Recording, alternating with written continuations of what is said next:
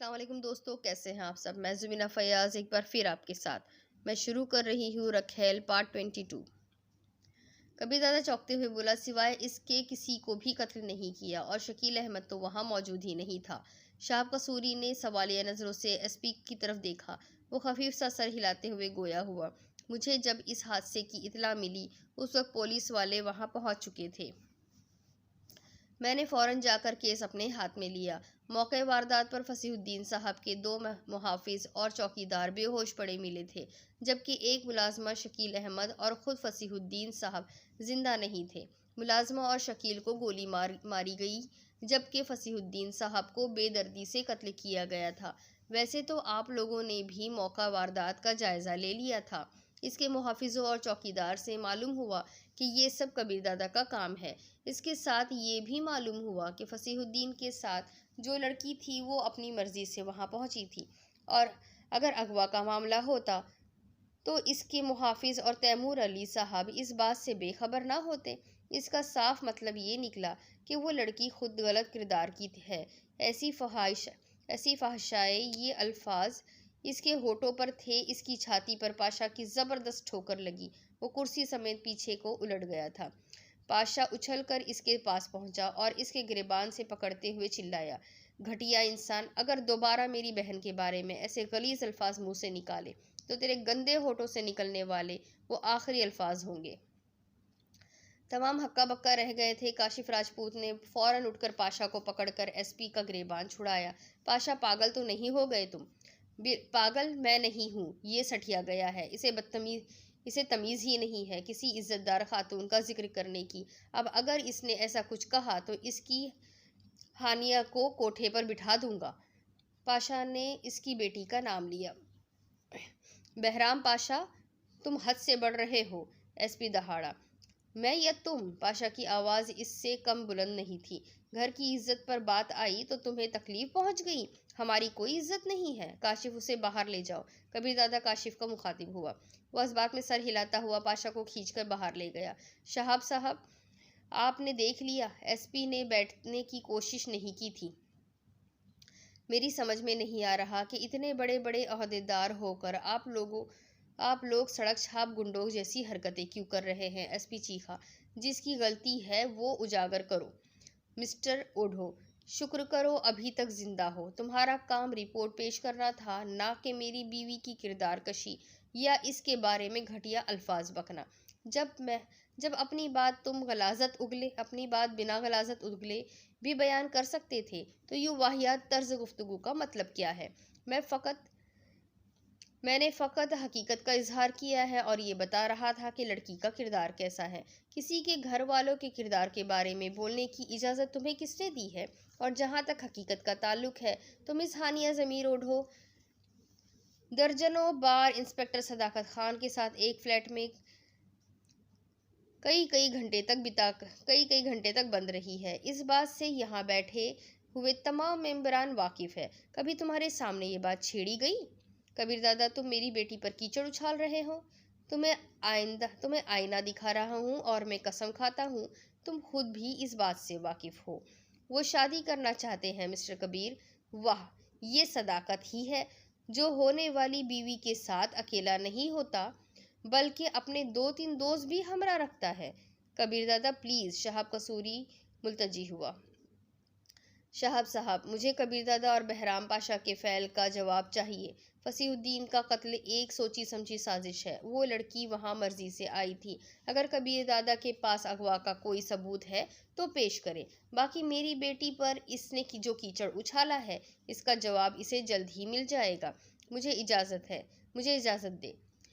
ये कहते ही एसपी वहां से बाहर निकल गया। नौशाद बोला, कबीरदादा और पाशा ने ज्यादती की है। बिल्कुल। नकीबुल्लाह और असद ने इसकी तायद में सर हिला दिया। इखलाक हुसैन ने कहा, पाशा ने गलती की है मगर एसपी साहब का तर्ज गुफ्तगू भी ठीक नहीं था। कम अज़ कम इसे सोचना चाहिए था कि इस लड़की का शौहर यहाँ बैठा है। तैमूर अली, बाबर हयात और शेर खान खामोश बैठे रहे। 2-3 मिनट खामोशी छाई रही जिसे शाहब कसूरी की आवाज़ ने तोड़ा। बाबर हयात साहब और शेर खान साहब, इस केस की तहकीक करेंगे। 2 दिन बाद दोबारा तमाम को बुलाकर आपकी रिपोर्ट को मद्देनज़र रखकर इस मसले का कोई हल निकाला जाएगा। तमाम सर हिलाते हुए उठकर एक एक करके वहां से निकलने लगे। सबसे आखिर में नौशाद आफरीदी और इखलाक हुसैन रह गए थे। दोनों पहलू ब पहलू बैठे थे। तो क्या ख्याल है? इखलाक हुसैन नौशाद की तरफ मुतवज्जा हुआ। नौशाद ने पूछा, किस बारे में? मेरा ख्याल है इससे मुनासिब मौका नहीं मिलेगा। नौशाद आफरीदी चिढ़कर बोला, वजाहत तो दिया करो। मेरा मतलब कबीर दादा को इंतहाई कदम नहीं उठाना चाहिए था। अब ये क्या कि इतनी सी बात पर एसपी का कत्ल कर दिया? क्या? नौशाद आफरीदी हैरानी से चीखा। इखलाक हुसैन हंसा। मेरा काम होता है सोचना और उसे अंजाम तक पहुंचाना खान साहब का। मगर नौशाद आफरीदी मखमसे में फंसा नजर आ रहा था। अगर मगर मैं ऐसा मौका हाथ से गवा दोगे। यकीन मानो एसपी की मौत बगैर किसी सबूत के कबीर दादा के खाते में जाएगी। इसकी मौत के साथ शमशीर दादा को कॉल कर देंगे और एक दो दिन में कबीर दादा का कांटा भी निकल जाएगा। बल्कि पाशा भी कबीर दादा को मरते नहीं देख सकेगा और शमशीर दादा से टकराकर हमारा काम मजीद आसान कर देगा। यूं भी इसने हमारी जाने मन को बहन बना लिया है और महबूबा के वो भाई जो इससे मिलन की राह में रोड़े अटकाए, सच मानो तो मुझे बहुत बुरे लगते हैं। और इसके बाद दोनों भाई मिलकर तमाम को उंगलियों पर नचाएंगे। नौशाद आफरीदी ने तहसीन आमेज लहजे में कहा, शाहजी तुम इतनी दूर तक कैसे सोच लेते हो? ये हुक्मरानी के ग्रह हैं खान साहब। तुम एक अच्छे सिपह सालार तो बन सकते हो, हुक्मरानी के काबिल नहीं। और जब मेरा दिमाग और तुम्हारा जिस्म इकट्ठा हो जाए तो कराची पर किसका राज होगा? हमारा। पाशा के होठों पर मानी खैज हंसी थी। वैसे तुमने कबीरदादा की तरफदारी क्यों की है? इखलाक हुसैन ने कहा, इस सवाल का जवाब कल दूंगा और अब मैं पहला सवाल दोहराऊंगा। तो क्या ख्याल है? और पाशा इसके सवाल का जवाब दिए बगैर मोबाइल फ़ोन निकालकर किसी को कॉल करने लगा। वो कॉल इखलाक हुसैन के सवाल का अमली जवाब था। काशिफ पाशा को खींचता हुआ बाहर ले आया था। ड्राइवर को दूसरी कार में आने का कहकर वो खुद ड्राइविंग सीट पर बैठ गया। पाशा ने भी अपने मुहाफिजों को पीछे आने का इशारा कर दिया था। शाब कसूरी के ठिकाने से निकलते ही काशिफ इसकी तरफ मुतवज्जा हुआ। इतना जज्बाती होने की वजह? कल तक तो वो तुम्हें फ्रॉडन, डायन, कमीनी और जाने क्या क्या लग रही थी। बकवास कर रहा था, सरासर गलती पर था। पाशा ने एतराफ़ किया, हकीकत में अकल से काम नहीं लिया था। पता नहीं बकवास वो थी या अब कर रहे हो। आपका अंदाज़ा ठीक था दादा। वो निहायत शरीफ, घरेलू और मासूम लड़की है। धोखे, फ्रॉड, कमीनगी और खुदगर्जी की दुनिया से निहायत दूर। बस उसे अपने शौहर की परवाह है। तुम्हारे जैसे खपती से मुझे ये उम्मीद नहीं थी कि इतनी जल्दी उस डायन के काबू में आ जाओगे। ये फिक्रा काशिफ ने हंसते हुए कहा था। पाशा के होठों पर खिसियाती हंसी नमूदार हुई। आज बताओ ना ये तब्दीली आई कैसे? आपसे मुलाकात के अगले दिन मैं कबीरदादा की गैर मौजूदगी में उससे मिलने चला गया। वो इतने खुलूस, मोहब्बत और तमीज़दारी से मिली कि मुझे बात करना दुश्वार हो गया था। बड़ी मुश्किल से मैंने अपना माफिल ज़मीर बयान किया और पाशा ने सारी तफसील दोहरा दी। वैसे हो सकता है एसपी ठीक कह रहा हो और तुम्हारा अंदाज़ा गलत हो। कभी कभी मासूम चेहरों के पीछे भी मकरूह लोग बसते हैं। दादा प्लीज़, मैं आपसे मार नहीं खाना चाहता। पाशा के लहजे में नागवारी थी। क्या? काशिफ के लहजे में हैरानी थी। इसके लिए मुझसे झगड़ोगे? पाशा दुखी दिल से बोला। दादा वो मेरी बहन है। उसने मुझे इतना मान दिया है कि उसके सर पर मैंने हाथ रखा है। गुंडा ज़रूर हूँ, बेगैरत नहीं हूँ। काशिफ ने कहकहा लगाया। अच्छा ठीक है यार, माजरत। कबीरदादा के सेक्रेटरी अजीम और मुहाफिज इम्तियाज़ से मेरी तफसीली बातचीत हो चुकी है। वो उस वक्त कबीरदादा के हमरा थे। उन्होंने दरवाजे के बाहर से गुड़िया की चीखें सुनी थी। वो फांसी बेगैरत को खुदा के वास्ते टाल रही थी और गुड़िया की चीख सुनकर ही कबीरदादा ने इसकी ये हालत की है। बाकी ये तो आप जानते ही होंगे कि अगर वो अपनी मर्जी से वहाँ गई होती तो वापस ना आ पाती। इस मामले में कबीरदादा रियायत का कायल नहीं है। काशिफ राजपूत ने अपने ठिकाने की जानिब कार मोड़ते हुए पूछा, मेरे साथ रुकोगे? पाशा ने नफ़ी में सर हिलाया। नहीं, मैं चलूँगा। और काशिफ ने उसे नीचे उतारने के लिए कार रोक दी। कबीरदादा आप कहाँ हैं? कबीरदादा ने शाहब कसूरी के ठिकाने से निकलकर घर का रुख किया था। इस वक्त वो घर के करीब पहुँचने वाला था जब इखलाक हुसैन की कॉल मौसूल हुई। उसने हैरानी से पूछा, शाहजी मैं तो घर पहुंचने वाला हूँ, खैरियत? 2-3 बातें करना थी। मेरा ख्याल है फिर कभी सही, अगर कोई ज़रूरी बात है तो घर पर आ जाओ। कोई ख़ास बात तो नहीं थी, बस आपको एहतियात की ताकीद करना चाहता था। कबीर दादा के होठों पर कहकहा बरामद हुआ। शाहजी क्या बातें लेकर बैठ गए हो? आपका क्या ख्याल है? वो टटपूंजिया एसपी मुझे कोई नुकसान पहुंचा सकता है? मेरा ये मतलब नहीं था कबीर दादा, मैं तो बस ये कह रहा था कि वो एसपी है और पुलिस की नौकरी ने उसे काफ़ी इख्तियार दिया हुआ है। इखलाक हुसैन ने एक खिसियाहट जाहिर की। शाहजी, वो क्या भली सी कहावत है कि गीदड़ की जब मौत आती है तो वो शहर का रुख करता है, और पुलिस वालों ने जब जान कुर्बान करना होता है तो कभी दादा के मत्थे लग जाते हैं। अच्छा, कभी बैठकर इस मौजू पर तफसीली बात करेंगे। फिलहाल आप हमारी भाभी के पास जाने के लिए बेचैन नजर आते हैं। इखलाक हुसैन ने जल्द ही बात समेटी। यूं लग रहा था जैसे इसका मतमह नजर पूरा हो गया हो। शुक्रिया शाहजी, कबीर दादा ने राब्ता मुनक़ता कर दिया। गुड़िया को गाड़ियाँ कोठी में दाखिल हो गई थी। इसकी प्यासी नज़रों को मायूसी नहीं हुई थी। वह अंदरूनी इमारत के अंदर के दाखिली दरवाजे पर मीठी मुस्कान होठों पर बिखेरे खड़ी थी। उसे देखकर कबीर दादा इर्द गिर्द के मनाजिर से बेनियाज हो गया था।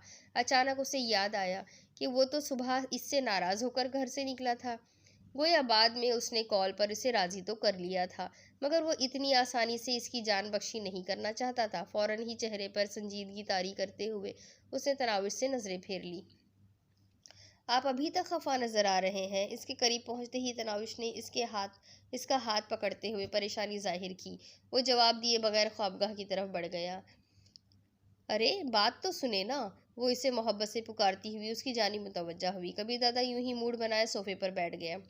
फौरन दबीज कालीन पर बैठते हुए उसने कबीर दादा के घुटनों पर थोड़ी रखी। मैंने रोना शुरू कर देना है, उसने इस अंदाज में कहा था कि कबीर दादा हंसी ना रोक सका। वो खुश होते हुए बोली, पता भी है आप हंसते हुए कितने अच्छे लगते हैं। अच्छा, जल्दी से तैयार हो जाओ, शॉपिंग के लिए चलते हैं। सच? वो खिल उठी थी। मैंने लिस्ट भी बना ली है। उसने मेज़ पर पड़ी किताब से एक कागज़ निकालकर कबीर दादा की आंखों के सामने लहराया। कागज़ इसके हाथ से लेकर वो मंदरजात पर नज़र दौड़ाने लगा। छोटी छोटी ख्वाहिशात की तवील फहरिस्त ने कबीर दादा को दुखी कर दिया था। इसे अफसोस होने लगा कि इसने पहले दिन ही तनाविश से क्यों ना पूछा। बस इतना थोड़ा सा सामान, इसने मुंह बनाते हुए कहा। 4-5 घंटों में बस यही चंद चीज़ें याद की है। आप मेरा मजाक उड़ा रहे हैं, उसने मुंह बसोरा। वो वारफ्तगी से बोला, अपनी गुड़िया की कसम संजीदा हूँ। उस्ताद जी कहते थे कि गैर अल्लाह की कसम नहीं खाना चाहिए। वो इसकी तस्हीह करने लगी। यार, अनपढ़ सा बंदा हूँ, अब पढ़ी लिखी बीवी मिली तो आहिस्ता आहिस्ता समझ जाऊंगा। सच बताइए, आपकी तालीम कितनी है? क्लास में कौन सी पोजीशन लेते थे? उस्तादों की मार खाई है कि नहीं? और अम्मी जान अब्बू जान कैसे थे? मुझे सब बताइए ना कबीर, प्लीज़। वो मुल्तजी हुई। वो इत्मीनान से बोला, ठीक है, शॉपिंग पर नहीं जाते हैं, बस बातें करते हैं। मैं 2 मिनट में तैयार होकर आई। वो फ़ौरन खड़ी हो गई। उसकी तेज़ी देखते हुए कबीर दादा हंस दिया था। अच्छा, वही कॉलेज वाले कपड़े पहनने हैं? उसने कोई जवाब नहीं दिया था, लेकिन जब वो बाहर निकली तो कॉलेज ही के कपड़ों में थी। इसके कपड़े तब्दील करने के दौरान वो अजीम को ज़रूरी हिदायत दे चुका था। जब वो तनाविश के साथ बाहर निकला तो इसकी कार तैयार खड़ी थी। अजीम को इसने बता दिया था कि वो खुद ड्राइव करेगा, इसलिए अजीम ड्राइवर की जानिब वाला दरवाज़ा खोले खड़ा था। कबीर दादा ने खुद तनाविश के लिए दरवाज़ा खोला और इसके बैठते ही दूसरी जानिब से घूम कर ड्राइविंग सीट पर बैठ गया। इसके कहने पर अजीम ने मुहाफिजों के लिए की एक ही जीप तैयार की थी। कार के आगे बढ़ते ही जीप उसके पीछे चल पड़ी। इम्तियाज़ बख्श को मुखातिब हुआ। कहता था ना, ये नमाज़न कबीर दादा को कहीं का नहीं छोड़ेगी। देख लो किस तरह नाज नखरे उठा रहा है। दरवाज़ा सिर्फ खोला नहीं, खुद बंद भी किया है। बख्श ने कहा, ये तो बीवी का हक बनता है कि उसे इज्जत दी जाए। आखिर वो भी तो कबीर दादा की खिदमत करती होगी। इम्तियाज़ साफ गोई से बोला, हमसे तो जन मुरीदी नहीं होती भई। जब तुम खुद अपनी बीवी को इज्जत नहीं दे सकते तो किसी दूसरे से कैसे उम्मीद कर सकते हो कि वो तुम्हारी बीवी की तकरीम करेगा? इम्तियाज़ बिगड़ कर बोला, यार फ़लसफ़े बयान ना करो। इस छोकरी के लिए कबीर दादा यूँ दरवाज़ा खोले, हद नहीं हो गई? बख्श फ़लसफ़ियाना लहजे में बोला, वो छोकरी कबीर दादा की बीवी है, उसकी इज़्ज़त व हुर्मत है, कोई बाजारी लड़की नहीं है।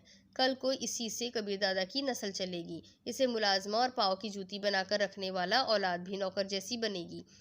औलाद भी नौकर जैसी जनेगी, और शहजादी बनाकर रखेगा तो शहजादे पैदा करेगी। मैट्रिक तो कर ना सका और बातें कर रहे हैं प्रोफेसर जैसी। जिंदगी का फलसफा तालीम नहीं, तजुर्बे की मरहून मन्नत होता है। इम्तियाज तंजिया लहजे में बोला, इतने तजुर्बेकार होते तो 2 दफ़ा शर्त ना हारते। शर्त हारने को छोड़ो, अभी कबीर दादा इसे शॉपिंग के लिए ले जा रहा है। थोड़ी देर बाद तुम इसका खरीदा हुआ सामान हाथों में उठाकर फिर रहे होंगे। तब मैं पूछूंगा, एक छोकरी का सामान उठाने की क्या ज़रूरत है यार, कोई और मौजू नहीं है तुम दोनों के पास? ड्राइवर ने उन्हें झिड़का और दोनों होठ भींचकर चुप हो गए। तनाउश की सोच के बरक्स कबीरदादा ने सबसे पहले एक ज्वेलर मार्केट में कार रोकी थी। कीमती जेवरात को देखते हुए तनाउश हैरान हो गई थी। ज्वेलर कबीरदादा का जानने वाला था। बैठते ही ज्वेलर ने इनके सामने मुख्तलिफ जेवरात का ढेर लगा दिया था।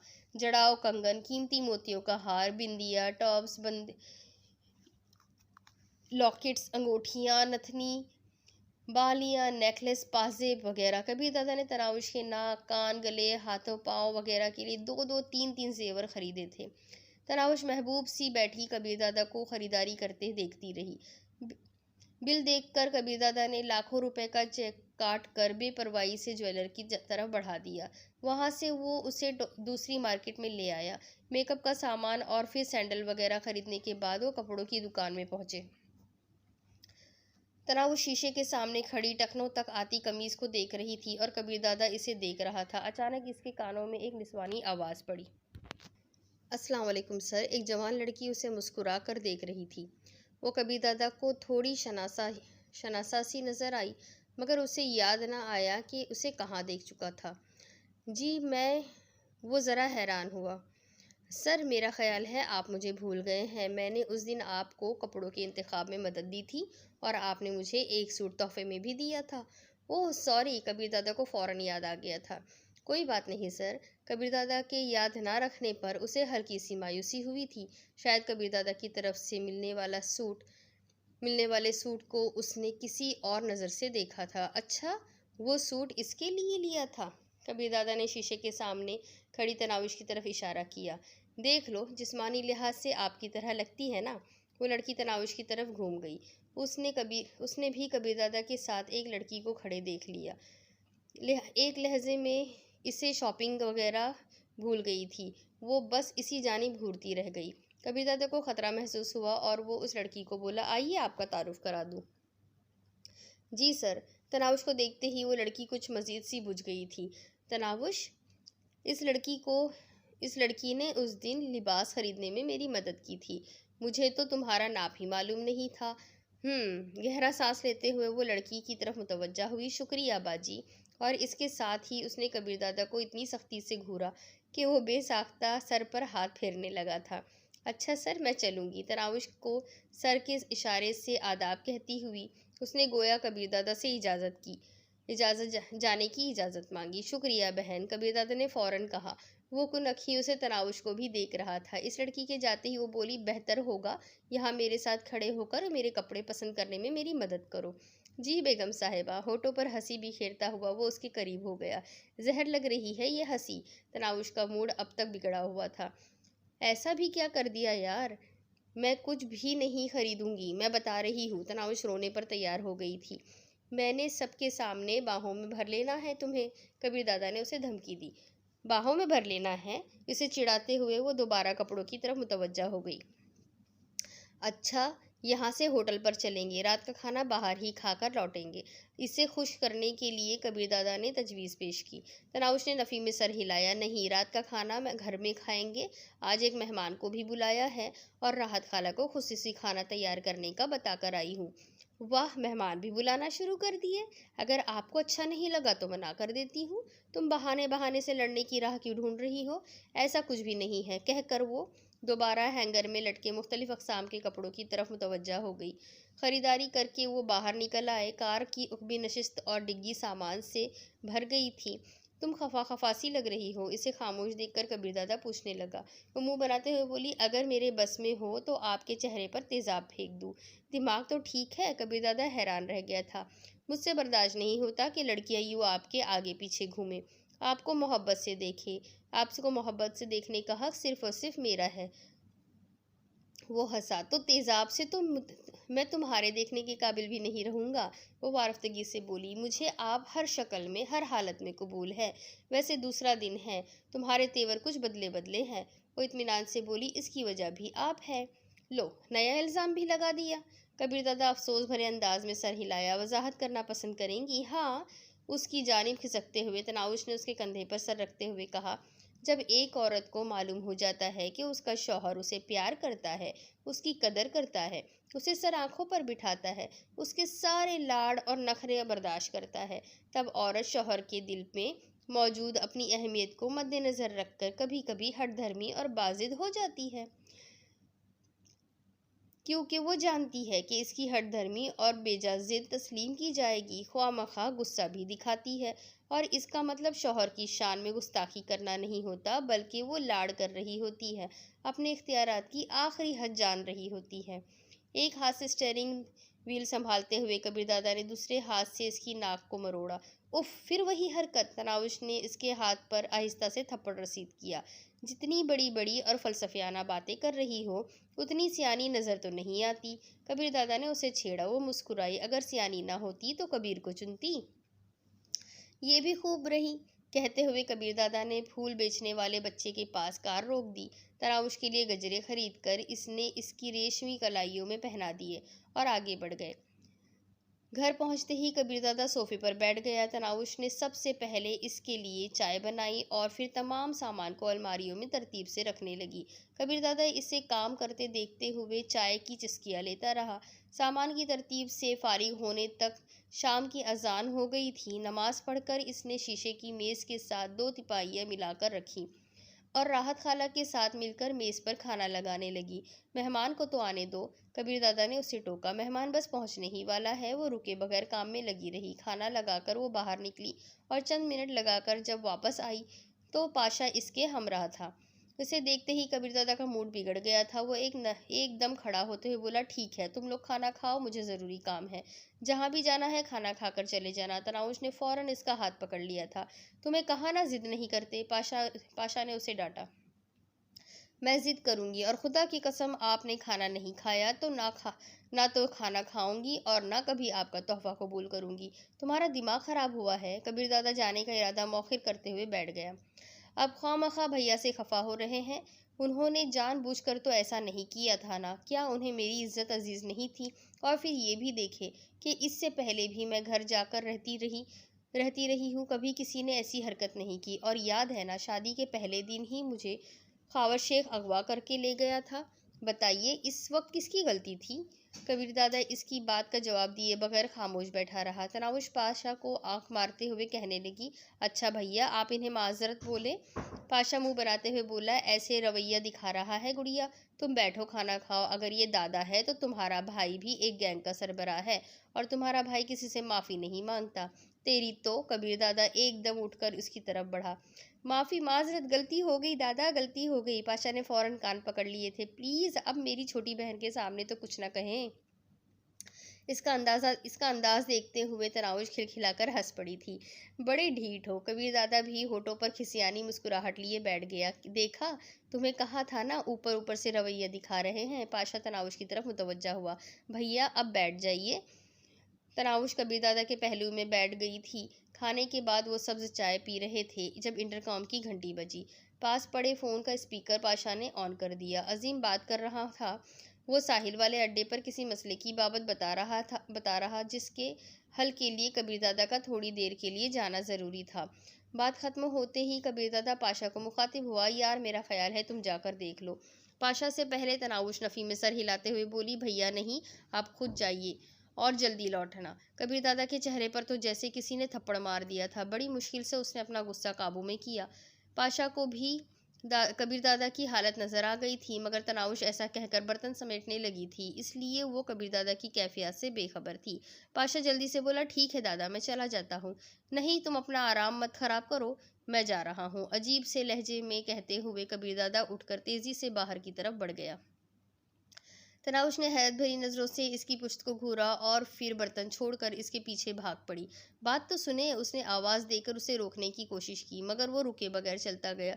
जल्दी लौटना, आपके लिए सरप्राइज है, वो इसकी बेरुखी को नजरअंदाज करते किए बोलती रही। गाड़ियां लगी हुई थी। इसके बैठते ही ड्राइवर ने कार आगे बढ़ा दी। उसने पीछे मुड़कर नहीं देखा था और फिर इसकी कार गेट से निकल गई और वो इसकी नाराज़गी को सोचती रह गई। मैं अपने कमरे में जा रहा हूँ, पाशा की आवाज़ ने उसे चौंका दिया। जी भैया, कहकर वो कमरे की तरफ मुड़ी। इस तरह नहीं कहते बेवकूफ़। इसे वापस लौटते देखकर वो ख्वाबगाह के दरवाजे पर ही रुक गया था। मैंने क्या किया है भैया? वो सख्त परेशान हो गई थी। कबीर दादा की बेरुखी वो सह नहीं पा रही थी। ना तो उसने तनावुश को दुआ पढ़ने का मौका दिया था और ना इसकी किसी बात का जवाब दिया था। जब वो मुझे भेज रहा था तो तुम्हें अपने भैया की आराम की इतनी भी फिक्र नहीं होना चाहिए थी पगली। और अब रोने ना बैठ जाना, आ जाएगा थोड़ी देर में।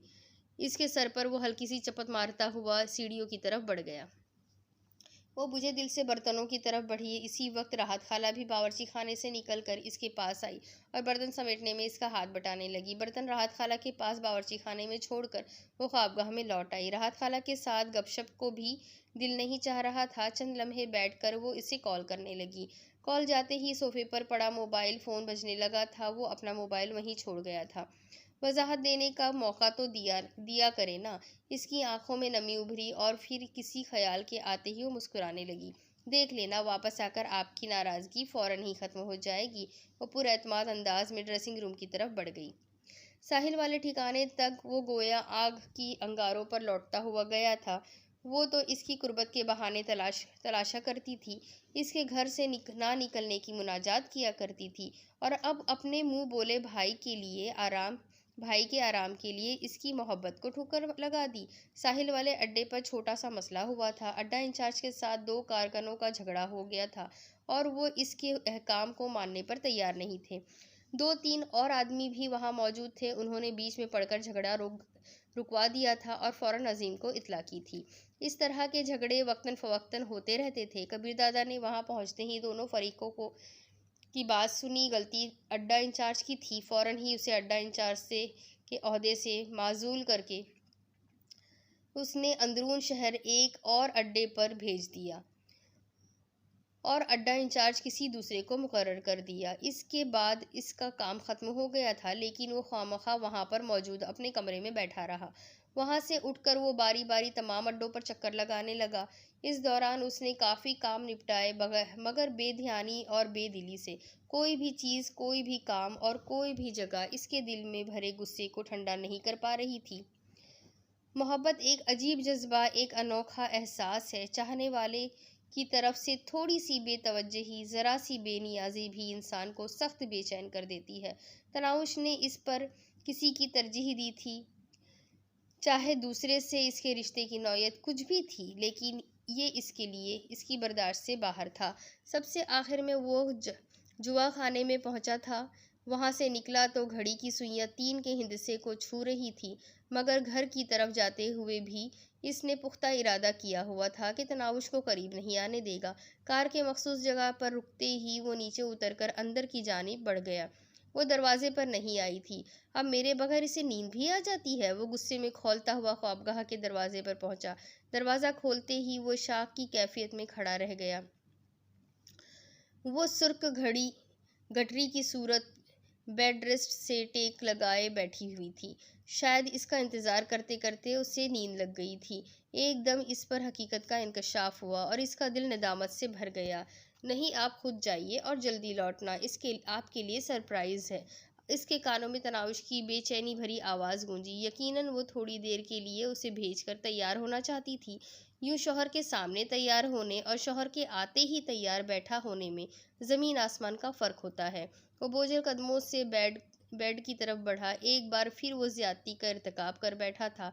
एक बार फिर वो उसका दिल तोड़ बैठा था और अब ये नामुमकिन था कि वो इससे खफा ना होती। इसे बस ऊँघ ही आई हुई थी। कबीर दादा के बेड पर टिकते ही वो चौंक कर सीधी हुई। कबीर दादा की समझ में नहीं आ रहा था कि कैसे बात शुरू करे। चंद लम्हे सोच में डूबे रहने के बाद इसका हाथ थाम कर होठों से लगाते हुए वो निदामत भरे लहजे में बोला, मुझे माफ़ कर दो चंदा, नाराज़ी से भरा हुआ गया था और अब निदामत से लबरेज हूँ। तुम्हारा किसी और के लिए फ़िक्रमंद होना चाहे वो तुम्हारा भाई क्यों ना हो। मुझे इसे बर्दाश्त नहीं हो रहा था और कसम से मुझे ये पता नहीं था कि तुम मुझे इतना बड़ा इनाम देने के लिए ऐसा कर रही थी। प्लीज़ मुझे माफ़ कर दो। मुंह दिखाई लेने से पहले ना तो मैं अपना चेहरा दिखा सकती हूँ और ना आपकी बात का जवाब दे सकती हूँ। तराविश की आवाज़ में शामिल शौखी जाहिर कर रही थी कि वो ज़र्रा भर भी खफा नहीं थी। मुंह दिखाई कबीरदादा गड़बड़ा गया था। इसकी तो वहमो गुमान में भी ये सूरत हाल नहीं थी। अचानक उसे कुछ याद आया और वो तिजोरी की तरफ बढ़ गया। वापसी पर इसके पास एक पुराना सा चांदी का छल्ला था। इसका दाया हाथ थाम कर अंगूठी वाली उंगली में उछल्ला डालते हुए वो मोहब्बत भरे लहजे में बोला, शायद तुम्हें ये तोहफा अपने शायाने शान ना लगे, मगर ये मेरे लिए अपने पास मौजूद तमाम चीज़ों से ज़्यादा कीमती है, क्योंकि ये मेरी माँ की निशानी है। इतने ऊंचे मकाम के काबिल तो मैं नहीं हूँ। तनाविश के जज्बात से बोझल आवाज़ उभरी। भूल है तुम्हारी, कहते हुए कबीरदादा ने उसका घूंघट उलट दिया। उसने बेसाख्ता निगाहें झुकाई और फिर पलकों के चिलमन हौले हौले लरसते हुए उठे। सियाह आंखों को काजल की डोरी ने दो आतिश्ता कर दिया था। कुदरती गुलाबी होठों की सुर्खी ने मजीद लाल करके देखने वाले को हवास खोने का बहाना दे दिया था। और फिर नाक का चमकता लौंग, कानों में नगीने जड़े टॉप्स, माथे पर सजी बिंदिया, गले में झूलता सच्चे मोतियों का हार, कलाइयों में खनखनाती कांच की चूड़ियाँ। वो खाली हाथ इतनी खतरनाक थी, अब तो वो हर किस्म के असलहे से लेस नजर आ रही थी। कबीरदादा बस मबहूत होकर देखता रह गया। अब नजर ही ना लगा देना। काफी देर तक भी जब कबीरदादा के होठों से कोई अल्फाज अदा ना हुए तो वो हया आलूद लहजे में बोल पड़ी। वो अजीब से लहजे में बोला, यकीनन मैं गुनहगार इंसान हूँ और मेरे पल्ले कोई नेकी भी नहीं है। फिर तुम किस हिसाब से मुझे मिल गई? मैं नहीं, आप मुझे मिले हैं जनाब, शोखी भरे लहजे में कहते हुए वो खिसकते हुए उसके करीब हुई और इसकी गोद में सर रखकर लेटते हुए बोली, काफ़ी देर की बैठी हूँ, सख्त थकन महसूस हो रही है, इसलिए मैं तो सो रही हूँ। आप बेशक बैठे रहें। ठीक है, मैं तो बकिया रात अपनी आंखें ठंडी करूँगा। अब इसके आगे की स्टोरी मैं आपको अगली किस्त में सुनाती हूँ। आगे इस स्टोरी में अब क्या बाकी है, क्या वो कबीर दादा को इस गुनाह के दलदल से निकाल सकेगी, और क्या होगा जब शमशीर दादा वापस आएगा, ये सब कुछ जानने के लिए मेरे साथ बने रहिए। अगली किस्त में फिर मिलेंगे। अल्लाह हाफिज़।